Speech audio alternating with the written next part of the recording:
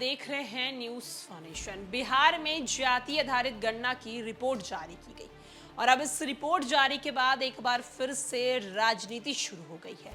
राजनीति अब बिहार में ही नहीं बल्कि पूरे देश में होने लगी है। जहां एक तरफ अखिलेश यूपी में जाति आधारित गणना की मांग कर रहे हैं, वहीं दूसरी तरफ कांग्रेस के पूर्व अध्यक्ष राहुल गांधी ने भी अब एक नई बात छेड़ दी है और बात उन्होंने ये छेड़ दी है कि जिसकी जितनी संख्या भारी उसे मिले उतनी हिस्सेदारी। आपको बताते चलें कि बिहार सरकार ने अपने दम पर जाति आधारित गणना करवाई। अपने खर्च पर बिहार सरकार ने ये सर्वे कराया, जहां एक तरफ इस सर्वे को कराने में बिहार सरकार को काफी ज्यादा मशक्कत करनी पड़ी, वहीं दूसरी तरफ ये सर्वे पूरी कर ली गई और उसके बाद अब इसकी रिपोर्ट भी जारी हो गई है।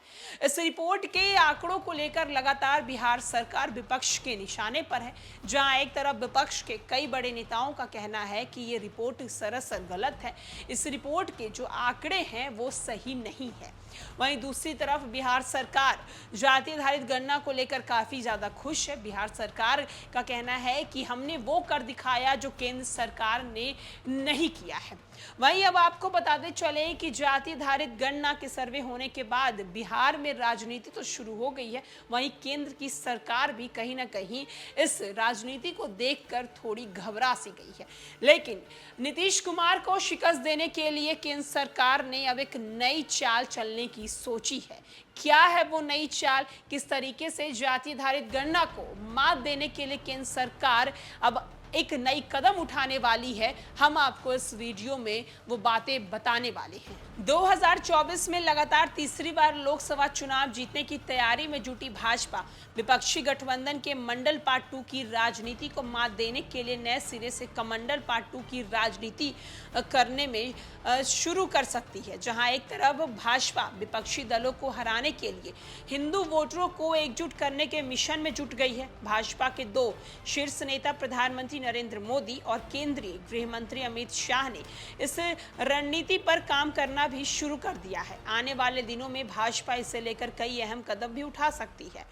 दूसरी तरफ केंद्रीय गृह मंत्री अमित शाह ने बुधवार को उत्तराखंड के मुख्यमंत्री पुष्कर सिंह धामी के साथ बैठक कर राज्य में लागू किए जाने वाले यूसीसी को लेकर चर्चा की है। बताया जा रहा है कि अमित शाह और धामी की बैठक के दौरान उत्तराखंड सरकार की ओर से यूसीसी को लेकर गठित की गई विशेषज्ञों की समिति के अध्यक्ष रंजन देसाई और समिति के अन्य सदस्य भी मौजूद रहे। सूत्रों की माने तो बैठक में इस वर्ष के अंत तक राज्य में यूसीसी लागू करने, इससे जुड़े विभिन्न प्रावधानों पर विचार किया जा सकता है। दरअसल भाजपा यूसीसी को लेकर उत्तराखंड को एक उदाहरण के रूप में टेस्ट करना चाहती है, फिर इससे मिले अनुभवों के आधार पर भाजपा सहित अन्य राज्यों में इसे आगे बढ़ाया जाएगा।